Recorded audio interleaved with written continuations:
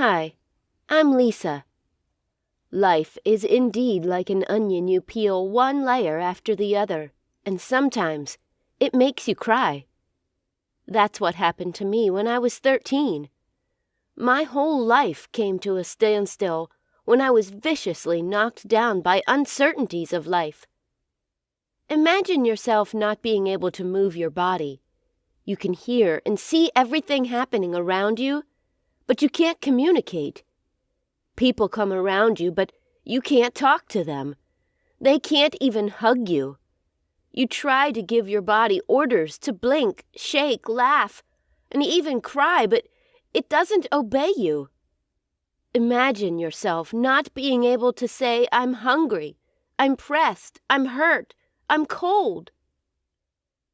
I lay lifeless for days, weeks, months, and years, disconnected from the physical world.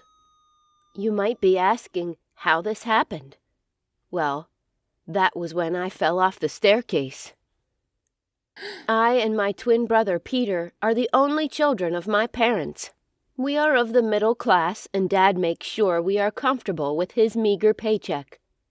Dad said it took them 30 years before giving birth to us because Mom had no fallopian tubes, so all hope of Mom getting pregnant in life was lost, and they had to live with it. One day, 3 men visited them. They were hungry and haggard-looking. Then Mom asked them to come in, but they wouldn't. They sat outside. Mom went into the house, made them a nice meal, and they ate their fill. Then Dad asked them to come in the second time. They did, and left after a while. After 7 days, Mom became pregnant and finally gave birth to me and my twin brother, Peter. Dad said our birth changed a lot of things. It seems as if there was this separation between him and Mom. They no longer do things together as husband and wife. Mom no longer contributes to running of the family. All she cares about was her Peter, day in and day out. But Dad was not like her. He gave us equal love and support, irrespective of our differences. I so much love the only sibling I have in this world. But the love was not returned.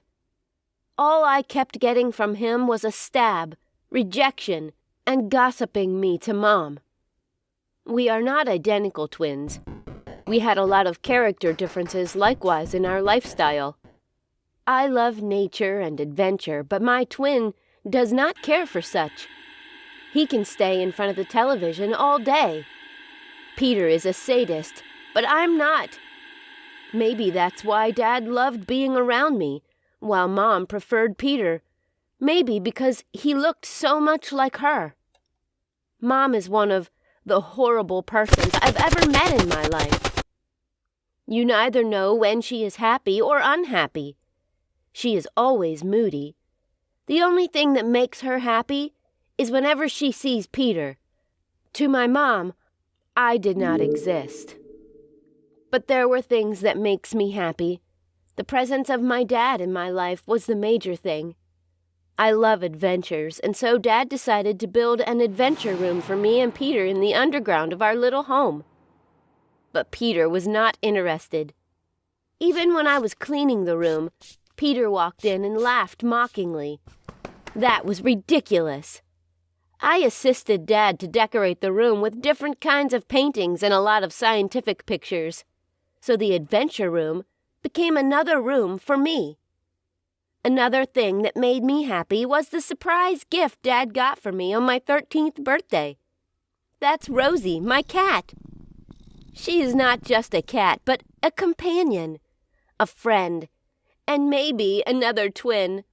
I was so happy. I couldn't thank Dad enough.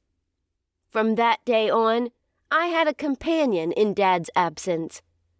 Rosie seems to understand me more than anyone else in the house, including Dad. Whenever Mom and Peter puts on a horror movie and starts making all sorts of noise in the sitting room, I go to the adventure room with Rosie. I can hear him talk to me with his mews, as if he is saying, "Don't worry, I am here.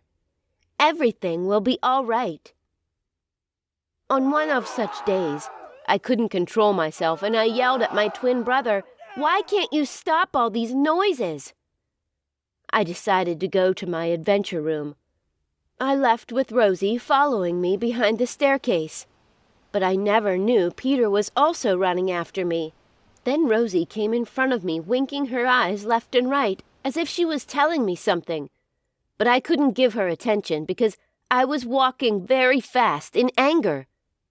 Perhaps she was trying to tell me that Peter was behind me. Suddenly, I felt a push and slipped off the staircase. Everywhere became dark. I could see Rosie running around me, not knowing what to do, but I couldn't talk to her. My mom and Peter locked up themselves in their room, abandoned me on the floor. But Rosie lay beside me crying until Dad came home around 11 p.m. He immediately rushed me to the hospital. After a little while, I felt awake. I tried to make a move, but there was no response. Then it dawned on me that I am no longer myself. Oh, how did this happen to me? Am I dead or what? I could feel my body shivering. Suddenly, I heard someone. Wow, if I was able to hear someone, that means I wasn't dead after all. Yes, I heard him, but I couldn't see him. The way he talked made me understand that he's a doctor. He was explaining something to my parents. He told them that I had excess internal bleeding, which was as a result of delay of rushing me to the hospital immediately the accident happened. He said that I will be in this state until God knows when. Oh, I tried to open my eyes, to tell them that I can hear them, but my eyes couldn't move, neither could my mouth. I was devastated that I couldn't do anything. I automatically became a vegetable. How wicked life could be. Just 13 years ago, I had been a free girl who loves her dad, her cat, her career, and as well loves to play. I was happy and lively, but now everything suddenly changed. Doctors were confused. They thought I was completely in a coma. All I could hear was Dad telling me all will be well. As for my twin brother, I never set my eyes on him. Sometimes I wonder if he is really my blood. My mom completely disappeared. The doctor finally announced to Dad that there is nothing to be done. So Dad told him that I am coming home. I was excited to be home, but I felt bad again when Mom warned Dad not to bring me home because I'm going to be a burden to her. But I guess Dad's reason for bringing me home was to make sure I was around things that I love. Back home, I was treated as a non-existing being. But right inside me, I kept telling myself that I am alive. Friends stopped visiting me. Dad's pursuit ran dry because the life support machine that kept me breathing was very expensive. Before now, I could run away from Mom and Peter's noise, but now I can't avoid it. Dad couldn't help it anymore. Rosie was the only one that understands me. She is indeed an extraordinary cat. She feels my pains whenever Mom yells. She will come close to me, touching my hands with her mouth as if to say, "Don't worry, everything will be fine." Before, Dad used to come in to see me 3 times a day and then recharge the life support machine that kept me breathing. Surprisingly, one day, Dad tried removing the socket of the machine. Then Rosie cried out loud. This touched Dad and he left in tears. Rosie always tiptoed into the room at any time of the day looking at me, and I know she is whispering something to me. Months passed by, and it was already 1, 2, 3 years. Dad got tired of me, and Mom complained I was occupying space, so I should be moved to a smaller room. and they transferred me to this small room where nobody was visiting apart from Rosie. This was the only time I saw Peter creep into the room. He looked at me and sighed and banged the door. It was not long I started hearing Christmas songs that told me it was Christmas again. I couldn't even celebrate. But in my subconscious mind, I was thanking God for another new year. And I was 17 this time because I was able to guess every period of the yearly celebration. Mom celebrated with her friends, making noise and smoking. Their noise became more unbearable for me. So Dad moved me to a clinic where nurses can take care of me. I saw Dad talking to the nurses. Who knows what Dad is telling them, I thought. I felt he was telling them to allow him to bring Rosie to stay with me. I felt a little relief as I saw Dad carry Rosie to sit beside me. At this time, I couldn't remember anything. I couldn't remember my crave for sciences, nor the moments I played with friends or the adventure room.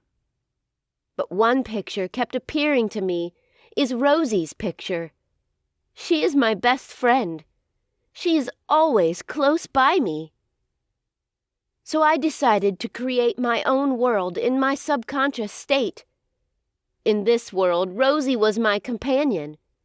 We did a lot of things together. We went to school, shopping, restaurants, and played together. There were also these other two persons that joined our world. Perhaps they could be some victim of people in the coma state. Another 6 years went by, and I remembered not seeing Dad for a whole year. Well, I never cared about the physical world anymore because I was enjoying the new world I created. But one day Dad came by. I saw him weeping with my best flower, a rose flower, in his hands. He also bought me a science kit and some other things which he decorated my bed with. Then I could hear him say, "Happy 20th birthday, my angel." Dad left the room angrily. Then Rosie picked one of those rose flowers Dad had kept and brought it close to my nose. My goodness! I perceived it and smiled at her. She screamed in excitement. She kept screaming. That her scream attracted the doctors and nurses. By the time they arrived, my eyes were open. The resident doctor was surprised. He said he has never recorded any case as this since his 30 years of practice in the medical field. Gradually, I began to regain consciousness. I was not angry when the doctors told me that I cannot move my legs anymore because my spinal cord was affected badly. Although it took me time before I accepted to be confined to the wheelchair. After all, God gave me life, so I am grateful to Him. Before I was discharged from the hospital, my mom came, begging that I forgive her attitude towards me, just that she never liked to have a baby girl. But now she has realized her mistakes. Peter was crying and feels guilty for pushing me down. He confessed that he was acting out of the influence of Mom. Who am I not to forgive them? What if I died? I wonder if I will be here. God forgave me and gave me a new life, so I forgave them. And I was glad to reunite with my family again.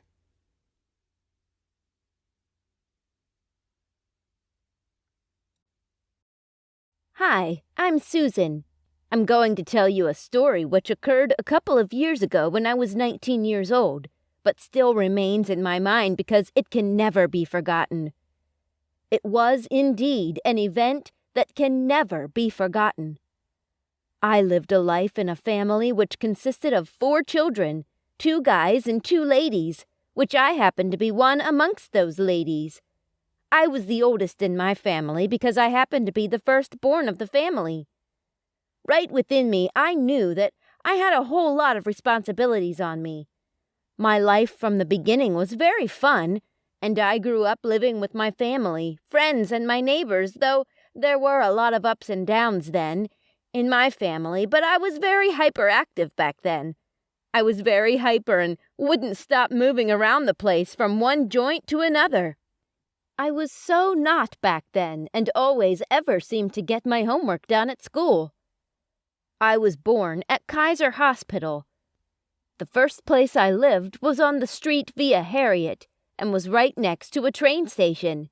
It was fun and so much annoying listening to the sound of arriving trains then. It was always noisy when the train passed by because it will shake the house and scared all the animals in the surroundings. It wasn't the best place to live, but as time goes, we eventually moved to the hills, where we never experienced the noise of a train again. I have never for once really thought about where my life was going. All I know was that I'm the firstborn of the house, and I'm sure I have a lot of responsibilities on me. I always believed life took me where I wanted to go. I never thought that I was the one who took myself where I wanted to go. After we moved to our new apartment on the hills, my parents decided to change the school I attended because it would be too stressful going to my former school from my current location. Immediately I entered the high school, my mentality about life changed. This is why I chose to go to college when I was asked which school I would love to go. I believe that college will give me the keys to unlock the doors of life. This way I can choose for myself where I go, instead of someone choosing for me. I have chosen to go to the local community college to get used to the college experience. It was on a Monday morning, my first day in my new school. My mom woke me up so early so as to get prepared and not be late for school. I got to school before the assembly started immediately. When the assembly bell was rang, I followed the direction, which a lot of people followed, so as to get to the assembly ground. It's all amazing and awesome. It's all totally different from the way it was held in my previous school. I was really happy and excited. After I got to class, the teaching and the students were all amazing. During the break hour, some female friends came to meet asking of my name and trying to make friends with me. Now the day is over. We all need to go home. I followed the school bus home so as to get home on time to gist my parent how my day went in my new school. Only for me to get home and discover that my parents are fighting each other again, as usual. I just went into my room quietly and kept to myself all day. College life can be an exciting time, but at the same time, it can be so challenging. I know this is what I want to do with my life. I want to be a positive influence in the lives of children. I want to be able to stand up and show the children that it's okay to be yourself and stand up for what you believe in. I am a well-rounded student. For 2 years, I was actively involved in a girls' organization. This experience taught me many things. We were actively involved in community service activities, for which I received the Silver Award, the second highest award in the organization. I was so happy when that award was given to me, reason being that all what I planned for my life is getting achieved, one after the other, and also I'm making my parents proud. I learned about the value of friendship and patience with others. This organization first introduced me to my future career, which was a great plus to my life. I was also involved for 1.5 years in a student government club on college. In this club, I learned many life lessons, one of which was the value of hard work. I was one of the few people that organized the junior-senior prom of 2000. My responsibilities included planning coronation, buying and organizing decorations, planning the busing schedule, booking the photographers, fundraising, etc. This taught me about hard work.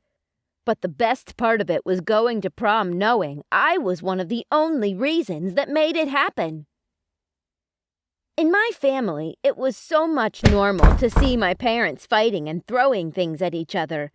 It has always been a painful moment for me and my siblings anytime we see our parents in such scenario.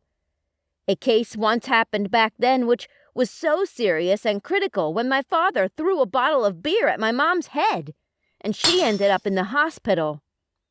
It was indeed a painful experience because we almost lost my mom back then. My father threw a bottle of beer at her just because she refused to change the television station to his own choice. My mom spent more than a month in the hospital because she landed in a coma after the bottle was thrown at her. A series of money was spent on her before she finally came back to life. After that incident, all we thought was that my dad will come back to his senses and stop the way they both fight each other. But no, reverse is the case. The fighting still continued. Many of these events keep happening in my family, and even our neighbors got tired of settling issues between them. And if it wasn't for the school I and my siblings attend, we don't know how we would have survived all this. So it's time for competition in my class, and the teacher decided to share us into 2 groups. So in my class, there were 2 groups. Each group loved their singers and their sport teams, and yes, I was made the leader in my team. We defended with everything, and also we had our stars.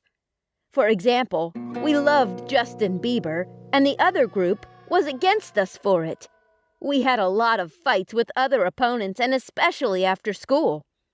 To be honest, the other group was a bit weaker than us, reason being that they were much lower in number, and they got no talented person in their midst, but somehow they started to get their strength when we had a new student in our class and the teacher decided to fix her in the other group. And the name of the student was called Barbara. Barbara came from another school for the reasons I don't know, but when she came to our class and she'd been fixed in group 2, she started fighting my teammates every day for no reason. She would take up every little thing that happened. Barbara was a good-looking girl and so much attractive to every male in our class because she got a pretty face and some nice shapes and curves. A lot of guys fight over her just to get her number. Different guys are dying just to talk to her. Barbara becomes so much popular and famous in the college all of a sudden, but with me, I know she will be up to something later in future. Even teachers started to love her. More than we do. She was made a prefect and also the class captain in less than some months. Though Barbara is very brilliant and good at what she does. Barbara was also a girl who came from a rich family that were very well known and well-to-do, and guess what? Just to my surprise, some of my teammates left my team and started moving to her team. One by one, for the reason I don't know. And at the end of the day, I was only left with 3 of my girlfriends and Mason. Mason. Mason is a good-looking boy, blonde, and he was a type of boy that every girl would like to have because he got everything he wanted in a guy. Mason is honest, kind, cute, brilliant, caring, trustworthy, attractive, and fun to be with, and a lot more of criteria embedded in him. To be honest, I like him a lot, and I'm tripping for him, but I don't want to be forward as a lady because I think he loves me as well. Well, I'll tell you about our love story later. One faithful day, while I was in class, I noticed that Mason was missing in class. I was still trying to look around for him in class, but then I heard some voices calling my name. Susan! Susan! I tried tracing the voice outside the class. I rushed to see what's going on, and what I saw was Barbara talking to Mason in a private area. I was so pissed and jealous at first, but I never knew what they were talking about. So I decided to stay calm. But in all my mind, I knew Barbara was up to something. After class, I ran to meet Mason. to stylishly ask what they were both discussing. But to my surprise, Mason was just beating around the bush. Same thing happened the following day, but this time, when they saw me, they got detached immediately. I asked Mason again, "What's going on?" He said nothing. She just asked me to help her out in something. So I told him that he's trying to leave my team as well, or what. But then he shouted at me and left. Then I knew something had gone wrong. Days went by, and obviously Mason has changed toward me entirely, so one day I decided to secretly sneak on Mason's phone to check his messages and chat. And then I saw what marveled me. A lot. I saw he texted Barbara, and Barbara sent him some hearts and love texts to him. And from there, I understood that they are loving each other, which means that Barbara has achieved part of her plans. But I will make sure that her plan will not be achieved completely. So I decided that one day I'm going to approach Barbara to talk some shit to her head. So that day after school hour, I went straight to Barbara to confront her. But then immediately I got to where she was staying. All what I planned to say wiped off my head, so I went blank. But then I told her to leave Mason alone, and I went further, saying to her that Mason is my boyfriend, that she should let him be, otherwise you're going to have a problem with me. She was shocked seeing me in that manner, because I have never for once behaved in such a manner ever since I got to that college.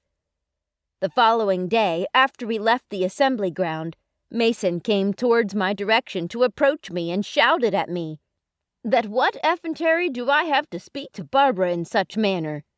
He so much raised his voice at me that few numbers of people looked toward our direction, and I was seriously embarrassed. Throughout my stay in school that day, I was not myself. I did not talk to anyone. I kept to myself, and after the school hour, I went home quietly, without saying a word to anybody. When I got home, I found my parents having issues again and fighting. I never knew when I busted into tears in their presence immediately. My parents stopped the fight and faced my direction. I just went quietly to my room and locked the door. I was so depressed that I was lost in thought all day that I slept off without eating. The issues between my parents and the one going on in my life is so frustrating. Now I've decided to stand on my feet, never to let my family issues or my personal life issues bring me down. Now Barbara has taken all my teammates, and now she is also taking my lovely Mason. I will never let that happen, and it will not happen. So I decided to take some naughty move, but I later ended up messing myself up with it. One day I texted Mason, "Sweetheart, can you please come over to my place so that we can practice our homework together?" But I was surprised with the reply I got back from him. But then I'm sure it was Barbara that took his phone to reply back to me. So Barbara took Mason his phone and replied to me saying, "I'm not your sweetheart. Please don't write to me again. I hate you." Immediately after the reply, she took a screenshot of the message I sent to Mason and spread it all the class the following day. When I got to school the following day, I discovered that people were just laughing at me, and then I later noticed that it was because of the message I sent to Mason. So immediately I went straight to meet Mason and asked him about the message, and he told me that his phone was with Barbara when I sent the message yesterday. So she was the one that spread the screenshot. I was so ashamed of myself for some moment, but then I never let that discourage me at all, because I already got my mind made up. But then I thought of it. Why don't I just go and meet Barbara face to face, and then we can talk it out with our actions? So I decided to go meet her. So this is it. I couldn't stand it anymore. So I just have to tell Barbara that I have a beef. I want to fight. I will wait for you after class." She was surprised hearing me say that, but I just have to take the move. Class is over. Immediately after the class, I went out so fast so as to go and wait for her. I was waiting for her outside. It took her up to an hour before she showed up. I already thought she would not be coming, but then I saw her arriving with all her teammates. I was looking into her eyes until she came close enough, and I pushed her with all my force I got, and she fell backwards and hit her head on the concrete. At first, I was happy that she fell on the ground, but then everyone screamed and ran away because Barbara refused to get up from the floor. Barbara was not coming onto her feet. I was very scared and feeling feverish immediately. I screamed her name, but she refused to stand up. She remained on the ground. Then I saw some teacher coming our way, so I ran away. I rushed home with fear all over me. My brothers asked me what was wrong. All I could say was to lie to them, saying it was a teacher that flogged me in school because I did not do well in my classwork. When my mom noticed I didn't come out for dinner, she came into my room to check on me and asked me what was wrong. I told her nothing happened, but tears were all over my face. I was unable to hold back the tears. She was all around me that night, but I did not say a word to her. She persuaded me to talk, but those words are too heavy for me to say. She left my room without hearing a word from me, but within me, I'm sure she will still know about it. I couldn't sleep all night. I was trying to imagine what could have happened. At a point, I was blaming myself. Why did I make the move of telling her to come and meet outside? Why did I push her?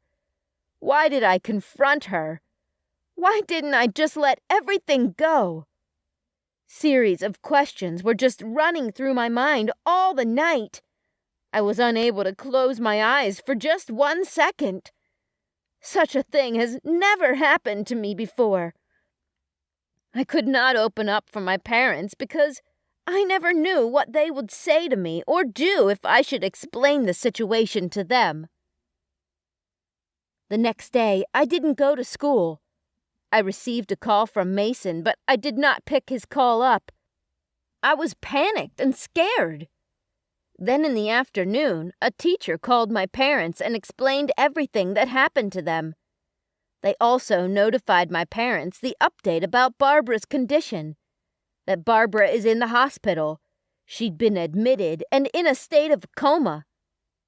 Immediately, my parents came to my room. They met me crying, but as a parent, even though they were not happy with the situation, they just have to console me at the moment. So we left for the school immediately. On getting to the principal's office, I was questioned for doing such an act, and a lot more was said to me. I was suspended from coming to school. Now I'm living a life of regret. I was unable to see Mason again, my teammates, my friends, and a lot more. Days after days, since I was not allowed to come to school again, I was in my room doing nothing but praying to God to heal Barbara, because I know a lot of things that is attached to it if she passes away.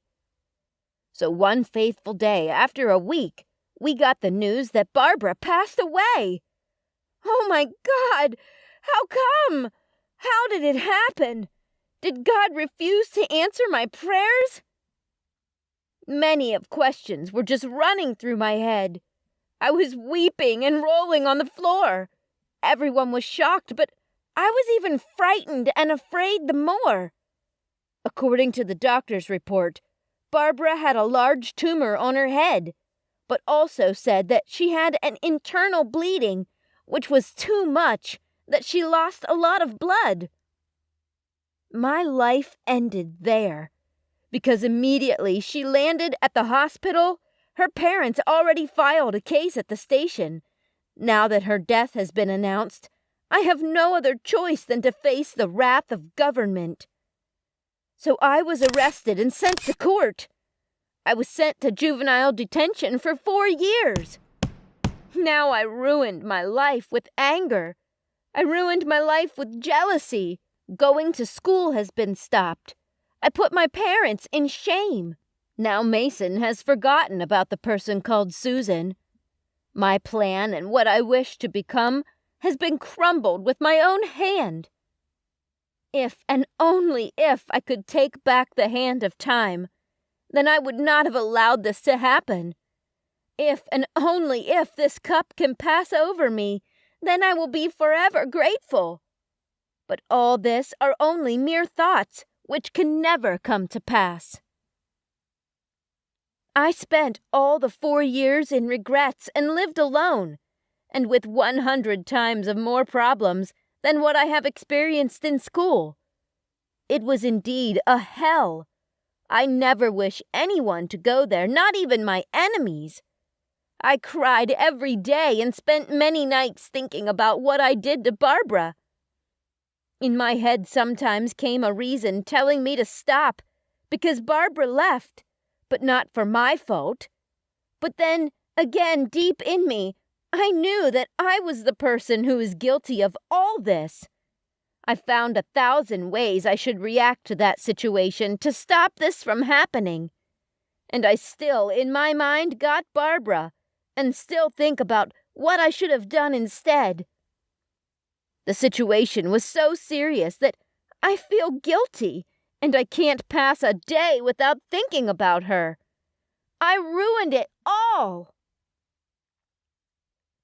Now the day has come. 4 years has come and gone. I never knew it's already 4 years because I lost count already. On that faithful day, an officer came toward me and told me to come out, that it's time for me to be released. I was so happy again, knowing fully well that I'm going to see my family again. When I got to the officer's office, I saw my younger ones with joy in my heart. I gave them a huge and long hug. So the officer told me they were the ones that sent for my family, since it's already time for me to be released. My siblings are now grown up, but not looking well kept. When I noticed that I did not see our parents, I asked them what was about our parents. But they told me that when we get home, everything will be explained. Well, I didn't get to worry myself about that because I was so happy and joyous.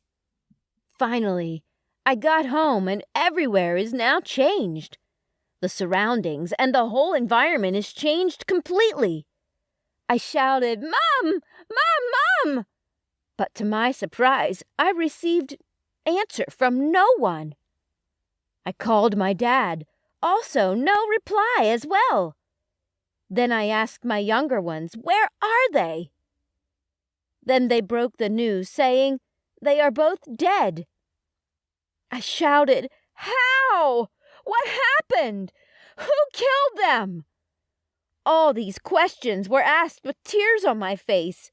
I was told Mummy died after some month. I went to jail because of the thought of seeing her own first child being sentenced to prison. And also, Dad died some years after Mom passed away. He had turned into a drunkard, and he drank all day and night, regretting all his actions over Mom and not taking proper care of us. They also told me that they've been surviving from helping people with their house chores and lots more of petty work so that they can feed and go to school daily. I busted into tears so loud that my younger ones just had to leave me to cry it out. Day after day, I need to get out of the thought of what life has given to me and move on with what I have for myself. My schooling career has been hindered because I need to put some food on the table for my younger ones. So I went searching for a job as a salesperson in a nearby supermarket, which I was actually accepted, and I was getting paid by the end of the month, and I was using that to take care of my siblings. I was able to send my junior ones to school, even if it was not up to a normal standard school, but at least I was trying my best to be a father and mother to them. Also, my boss at work has been so supportive financially and in a word of encouragement because I told her about my story, and she was really touched when she heard about it. After some years, I was in the supermarket performing my normal daily activities, and all of a sudden, a Prince Charming young cute guy walked in, making an inquiry on what he wants to get from the other staff, but I was attending to other customers. Immediately, I heard the guy's voice. It is so much sounds familiar. I looked up to see who was talking, and guess what? It was Mason! I screamed at the top of my voice, "Mason!" He was so shocked to see me, and he was so very happy as well. He asked what I was doing here, and I told him.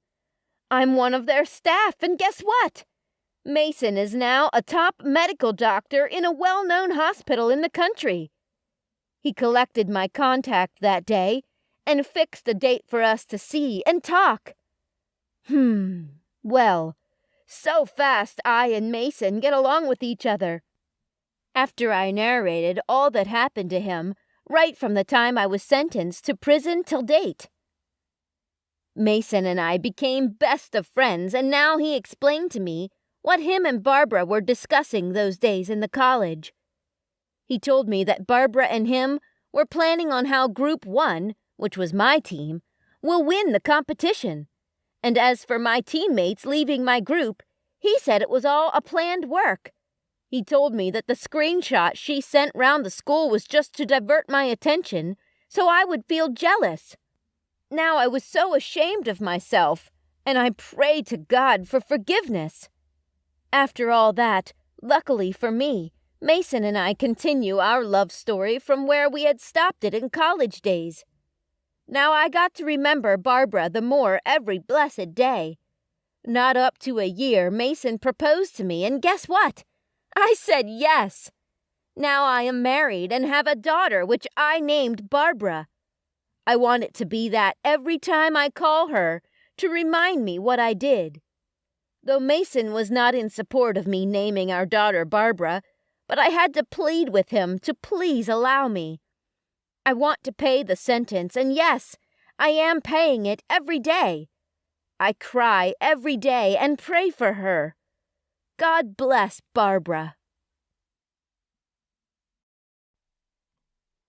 Life can be devastating, especially when what you thought would never happen happens to you. Back in jail, I was kept at the female sector of the jail. Sitting at the door where I waited for the jailer to come and take me in, I was sitting close to a woman. She asked me what my offense was. I told her that I was caught carrying a liquid substance which I did not know was a drug. She shook her head in pity and said, "My daughter, it will not be a funny experience." Immediately, I got gripped by fear. I mean fear of the unknown. I began to imagine what my experience will look like. I've never been to prison before, never in my life. Initially, I was scared of meeting those real and fierce-looking drug bandits. I finally landed in the jail. That day, it was as if a new prey for consumption had just landed. I got scared the more because I have never slept in a jail before. The questions were too numerous for me to answer. What's your name? What's your offense? How long will you be here? Well, I was able to answer the few I could. Then I went to bed. Throughout the night, tears dripped down my cheeks, wondering what my parents would be thinking about me. I searched for sleep, but I could not get any. I was completely shattered. Even if I was to be jailed, certainly not in another country where I knew nobody. I was still dumbfounded, staring at the ceiling and wishing that the morning breaks as fast as possible. The next day, my mom came to see me in the jail. I hugged her as we lavished rivers of tears on each other's shoulders. Deep within Mom, she knows I am innocent. It was Dad that scolded me, asking what business I had to do in Brazil from school. I had no option than to explain everything that happened to them. Dad gave me assurance of getting me out of here this month. It was not such an easy one because I have no witness but myself. I could not even reach my taxi driver again. Then a few months down the line, I was still in a really bad way. Then I went up to court. I got 2.5 years. I was only 18. I was shocked and scared of being away from my family and friends for so long. I have never been in jail before, so I didn't know what to expect. I just wasn't myself. I couldn't sleep. I was keeping myself to myself, just staying in my cell. I've never made a friend or talked to anybody. I hated the taxi driver the more. He played with my life and sense. I began to have negative thoughts about him. Obviously, there is nothing good about my taxi driver. He has just been taking me from one problem to the other. This should be the 3rd time now that he is landing me into a problem. First, it was the letter under his cushion. Second, was his arrest, which was done by my parents. And now, he brought me to Brazil, only for me to end up in jail. What kind of man is this? I scream in agony. One of my jailmates jumped out of bed when she heard my scream, thinking that something is wrong. But when she entered my room, she noticed I was fine, apart from the sweat that was all over my body. She came close to me and drew me close to herself, cuddling me back to bed. She is such a nice person. With the stories I heard about the jail, I didn't believe a good person can be met in jail. She asked me what was the problem. I was still speechless. After waiting for some minutes, I finally spoke to someone in the jail. I felt loved once more. I hid nothing from Cynthia. I told her everything that happened. How I met the taxi driver, and how I fell in love with him, and the challenges I have experienced from being close to him all this while. But then I noticed something. Cynthia kept smiling at me while I was telling her the story. I was surprised. What is it that my story was not touchy enough? I was disturbed about her response that I asked her if she has had such an experience before now. She said not really, just that she was imagining how good the taxi driver was to me. I was really surprised because this was a taxi driver that brought me here. All she said after hearing my story was, "Will you get something good without getting bad? It's not possible that all these just happened like that." This statement got me thinking throughout the morning, but I decided not to get confused and came to the conclusion that taxi driver just used and dumped me. Months went by, and I didn't hear from my parents talk of more of the taxi driver. This was another wonder for me. How can my parents abandon their only child in a jail in another country? It was that bad that even when I tried calling with the jail cell phone, they would not pick my calls. I sent them messages still yet. I got no response from them. Are you sure these are my parents? Because I don't see the reason why a mother and father should abandon their own child, even if she committed murder. I felt like killing myself. I think that should be the best solution since nobody cares. Not even the court called up my case again. Well, for the court, I don't blame them because I had no lawyer.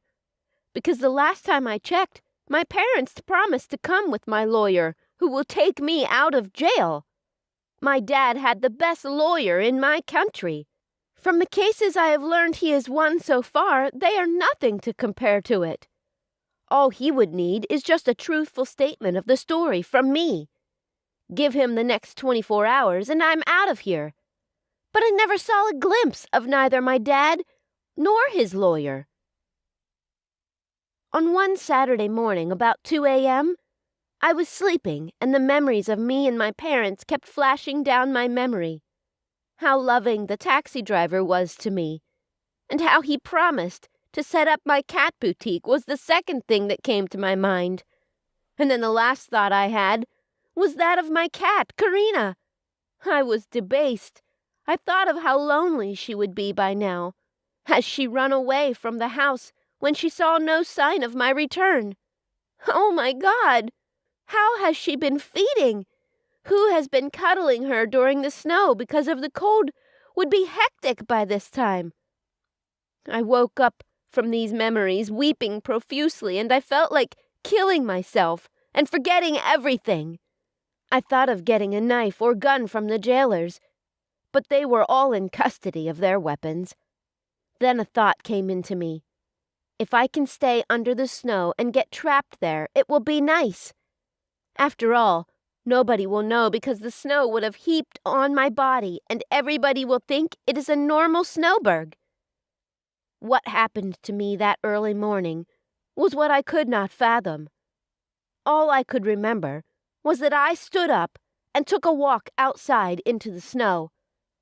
I stood outside the snow trying to forget my past. The doctor said I came back to consciousness after 3 days, and it was alleged that I wanted to commit a suicide in a snowberg. When I was unconscious, I could not remember any other thing. All I saw was myself walk through a dark lane with my cat. She was so happy to see me. She jumped on every part of my body, but I noticed she lost one of her eyes. When I saw this, I was angry, and I wondered of what would have led her to this state. Could it be that she was trying to break through the window when she did not see a sign of my return and got cut? But thank God that I woke up. When I woke up, everything changed. It was as if I was in a new world. On opening my eyes, I saw a lot of changes. I was surrounded with flowers everywhere on the hospital bed. The walls, even the floor, were well decorated with rose flowers. Oh, they are my best flowers. Another spectacular thing I saw was signs written on the doorpost telling me to get well soon. Another read, "We love you. Please come home. We miss you." The hospital room was calm with no sign of any human being. I couldn't understand what was going on. I stretched my hands and legs, but I didn't feel any pain. I felt a bit relieved that nothing serious happened to me. I took one of the flyers and perceived the healing aura that came from the petals. I remained in the room without making a move, but kept wondering on who this could be. I thought aloud, I know this is from my cellmates. They love me to the extent of saving me from the iceberg. When I remembered the care and love they shower on me whenever I feel pale and lonely, they make sure I feel good by singing to me. Suddenly, the doors opened. Guess who I saw? It was Karina, my cat. She ran onto my bed and hugged. This is unbelievable. I expected to see the jailers around me to get me secured so that I don't run away. But the opposite was the case. I saw my cellmates walking and started singing. Happy birthday to me. How could I have forgotten that it was my birthday? I just turned 19, and I never knew. Then the big shocker came when I saw the jailers also walk up in the same mood. It was a dancing party amidst a lot of drinking. Indeed, my mood was lightened, and I got more excited. I stepped down and joined them in the dance. The door opened again, and who I saw was unbelievable to me. It was the 2 policewomen that caught me with the black liquid substance at the airport. I got scared the more and began to withdraw my steps backward, looking for somewhere to hide. But they called me on to feel free and also celebrate my day. They joined in the dance. I tried feeling free, but I couldn't help it but to remain careful and conscious of my environment. I was still trying to understand what was happening when my parents walked in. I wanted to hug them in excitement, but then I had a mixed feeling. Why should I welcome them? after abandoning me for the months in the jail, but my mom rushed and hugged me. She pleaded for forgiveness as she promised to explain all that transpired to me. The next person I saw was beyond my imagination. The taxi driver walked in and knelt down in front of me with a ring in his hands. I was mute. Then Mom and Dad and everybody in the room screamed, "Please say yes!" Then Dad said that everything that happened was a deal to check my love for the taxi driver, who happened to be a multi-millionaire in the fashion industry. I said yes because I still love my taxi driver. We got married and loved each other forever.